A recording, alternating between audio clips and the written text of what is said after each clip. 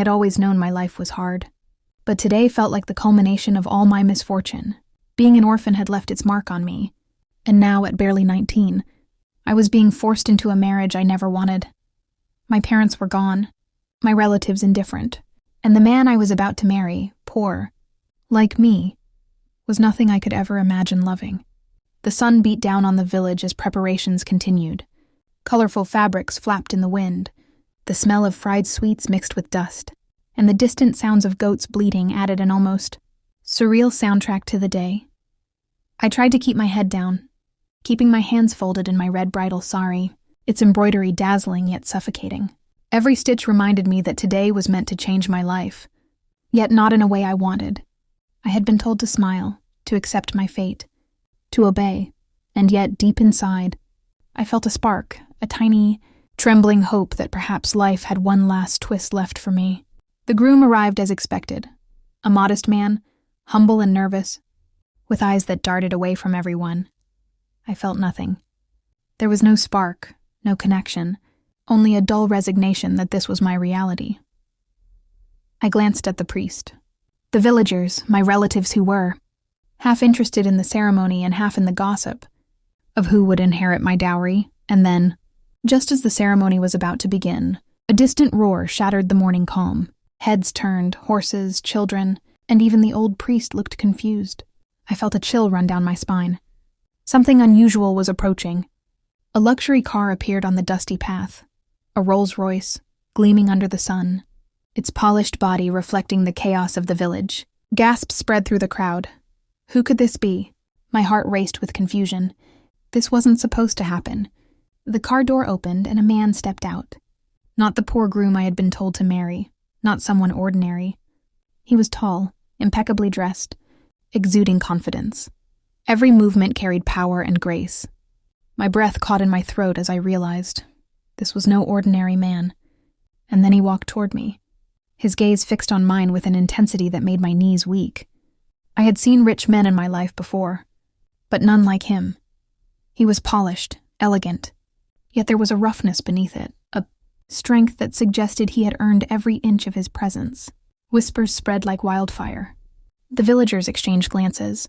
The man's shoes clicked against the dusty ground, a rhythm that made every other sound fade. He reached the center where I stood, the poor groom now shrinking in comparison, unnoticed and irrelevant. "I believe I'm the one you're waiting for," he said, his voice smooth yet commanding. I froze. The crowd murmured. The poor groom's face paled, a mixture of embarrassment and disbelief. He glanced at the Rolls Royce, then at the stranger, and finally at me. I had no words. How could this be happening?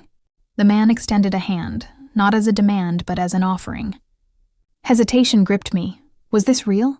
Could a life I had imagined impossible truly appear before me now? I don't understand, I stammered, my heart pounding. "You will," he replied, a faint smile tugging at his lips. "I am the one meant to be with you. Not the life you were forced into." My eyes widened. I had heard stories of men who arrived dramatically, but never did I think I would witness one in my own life. The Rolls Royce, the elegance, the sheer presence, it was intoxicating. And yet there was more. Something about the way he looked at me, not with arrogance, but with acknowledgement, made my chest ache. He reached for my hand, holding it gently. The villagers stared, stunned. The poor groom, who had been the center of this arrangement moments ago, now seemed invisible, powerless in the presence of someone who commanded the world effortlessly. "Who are you?" I whispered. "I am a businessman," he said lightly, but there was no lightness in his eyes. "A billionaire CEO, and I believe you deserve better than this life." Shock froze my voice. Billionaire, CEO. Words that seemed from another world. Yet he stood before me, real, tangible, and alive. The sari on my shoulder felt heavier, the red fabric now burning against my skin with embarrassment and awe. He bent slightly, speaking softly, as though sharing a secret meant only for me. "No one should force you into a life you don't want. Not today, not ever." The poor groom stepped back, defeated, unsure. As the villagers began murmuring and whispering excitedly, I could feel the weight of every eye on us, but his presence seemed to draw all attention away from judgment. My pulse quickened. I didn't know whether to feel fear, excitement, or disbelief. The man's hand still held mine, warm and reassuring, and I felt a strange mix of hope and terror. Could this be real? Could someone like him truly exist for someone like me? "Come with me," he said gently. "You're not meant for this." The priest, the villagers, and the poor groom all watched silently as I stepped forward, my sari brushing against the dirt path. With every step, my old life, the forced arrangements, the humiliation, the helplessness, faded behind me.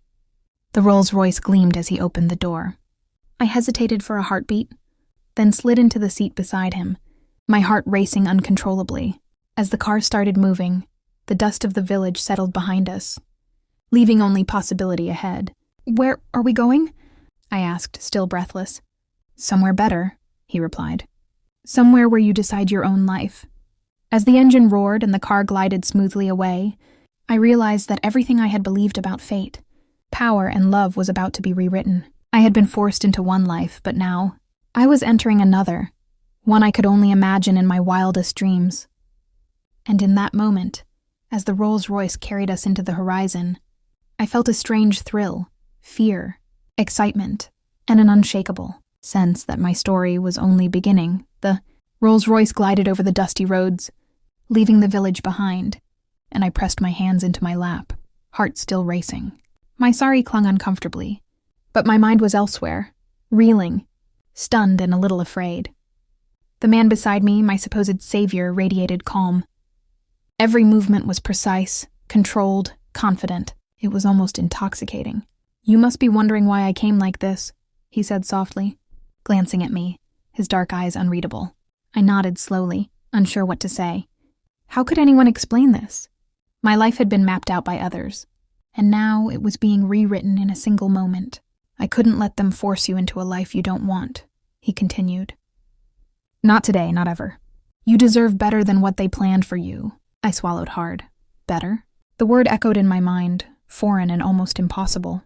I didn't even know what better looked like. I had spent years surviving, existing quietly, hoping only for mercy from fate, not imagining miracles. The car's interior smelled faintly of leather and something sharp, masculine yet comforting. The soft hum of the engine, the rhythmic swish of the rain against the window, the subtle scent of his cologne, it all combined into a strange, dizzying sensory cocktail. I tried to steal a glance at him. His face was composed, calm, yet there was an intensity in his gaze that made me shiver. It wasn't just charm or arrogance.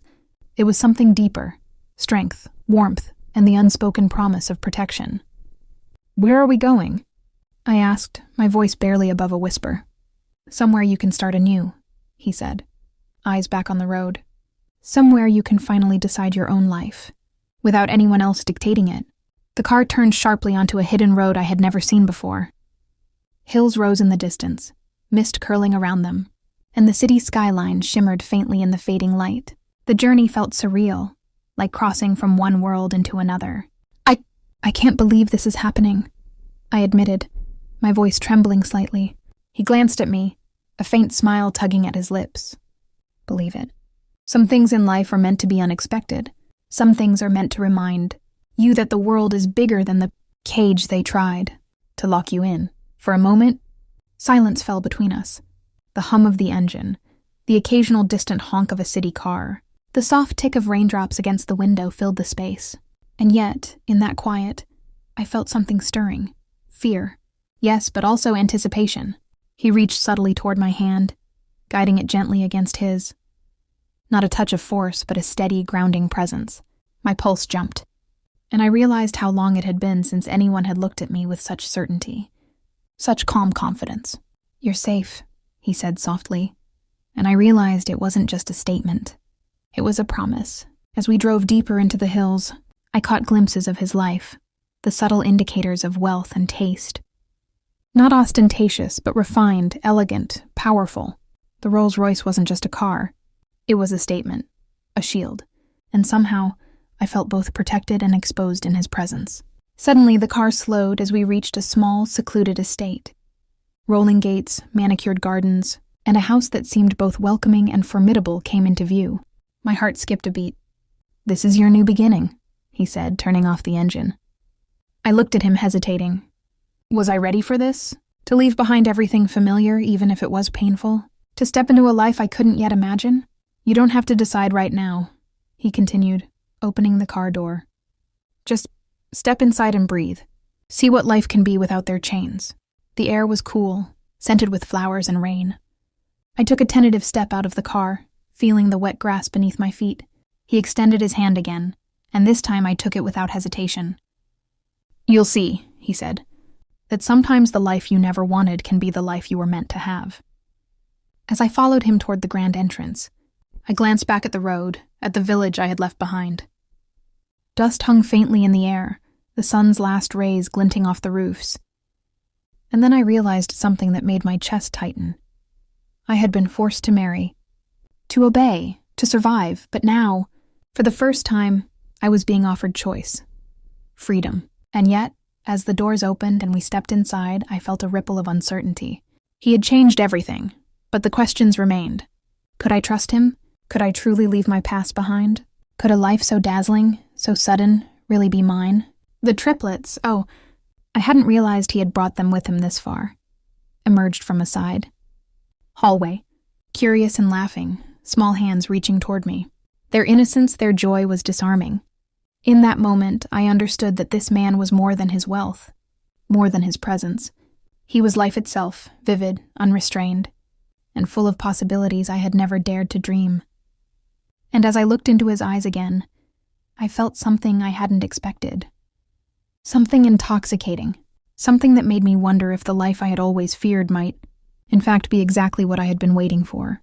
The door closed behind us, the warm glow of the mansion's interior engulfing us, and I knew this night was far from over. Something was about to happen.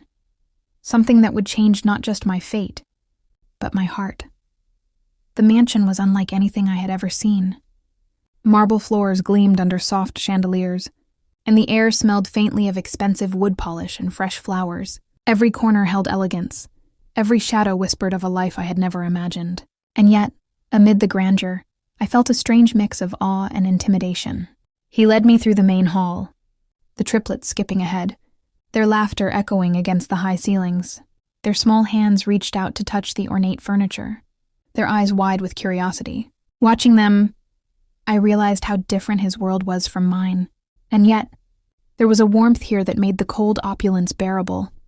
He had made a home, not just a house. You must be tired, he said, stopping beside me.